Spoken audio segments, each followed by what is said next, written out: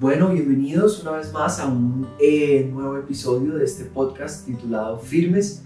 Hoy voy a tener una conversación con Ana María. Ana es psicóloga y a propósito que el 30 de julio es el Día Internacional contra la Trata de Personas, hoy queremos abordar esta problemática que lo que hablábamos ahorita es más frecuente de lo que uno cree, de lo que uno quizás sabe, considera, pero que pasa y en nuestro contexto. Así que bueno, Ana, bienvenida a este espacio. Gracias. Quería iniciar preguntándote, bueno, en tu experiencia, ¿cómo definirías tú lo que es la trata de personas? Lo definiría como una ruptura total de la empatía y del entendimiento del sufrimiento del otro. Creo que tratar a una persona como un bien para obtener ganancias y para comercializarlo es una ruptura absoluta con lo humano que puede llegar a tener o sentir la otra persona. Claro, ok, wow, es una ruptura. ¿Y qué tipos de trata de personas existen hoy? Bueno, hay muchos tipos de trata. Hay tratas que se hacen para explotación de diferentes tipos, explotación laboral, explotación sexual. Laboral, un poco más los niños, ¿verdad? Los ponen a trabajar en un semáforo. O por ejemplo ponen a un adulto, lo llevan a otro país y lo ponen a trabajar. Eso es muy popular en países de América del Sur, por ejemplo en Brasil. Es muy común que se lleven a personas de otras nacionalidades, les quiten los pasaportes y los pongan a trabajar sin sueldo, simplemente para pagar el viaje que les dieron hasta la nación en la que llegaron. Ok, esa es una. ¿Qué otra? La explotación sexual, que es bastante común, tanto interna, desplazan a las personas de una ciudad o de una vereda a algún lugar para hacer la explotación. Usualmente también inicia con ellos siendo menores de edad, o la explotación internacional, que puede ser desde que los cogen, hacen trata con ellos local y se los llevan a otro país, o los engañan prometiéndoles trabajos o cosas distintas y los explotan en el otro país. Wow, ok. Y por ejemplo, cuando hablamos de esa trata con fin de comercialización sexual, creo que hay una asociación muy interesante entre ese tipo de trata de persona con el mismo consumo, por ejemplo, de pornografía. Y además de eso con la misma prostitución. ¿Cómo ves tú esa interrelación de pronto entre estas tres prácticas o tres cosas que ocurren?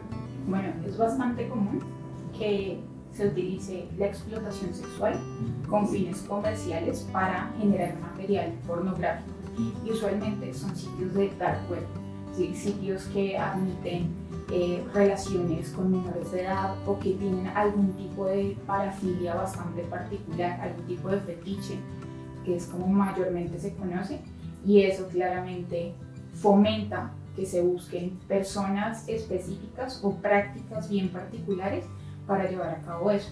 Pero también digamos que no solo la pornografía, sino también la prostitución, que es bastante usual.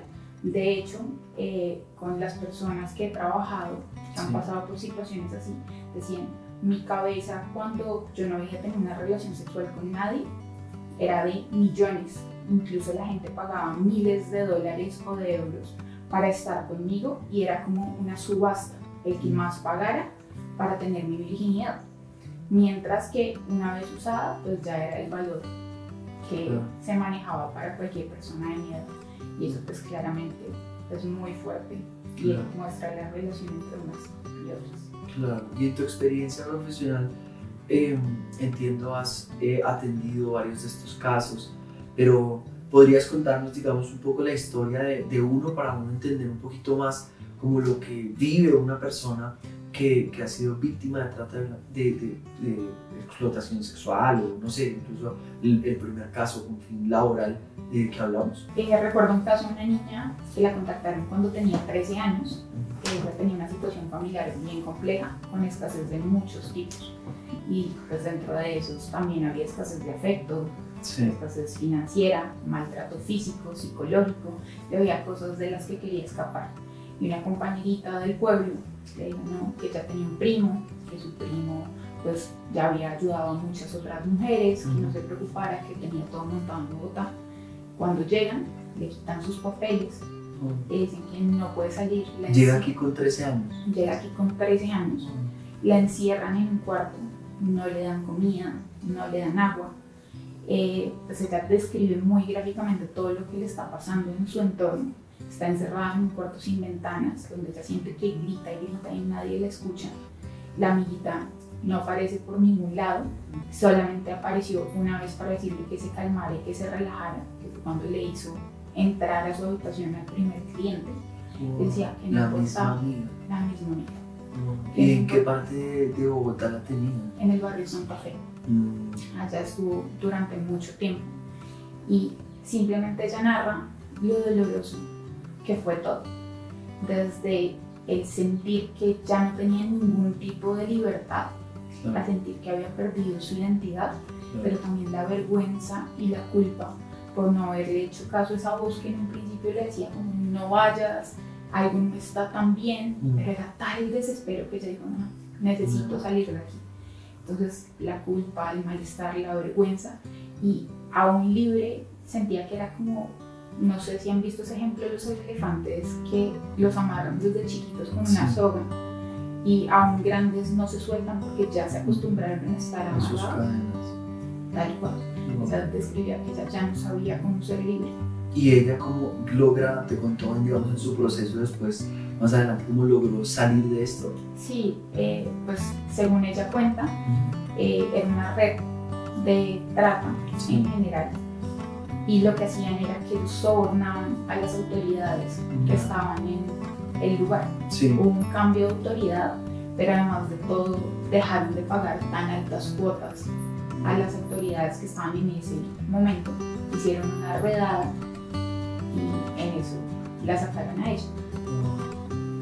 Y en el proceso que tú empiezas a trabajar con ella, a ayudarla a seguramente restaurar su estima y bueno, tantas cosas que seguramente fueron lesionadas en este proceso, ¿recuerdas alguno de los consejos más importantes que de pronto tú le diste?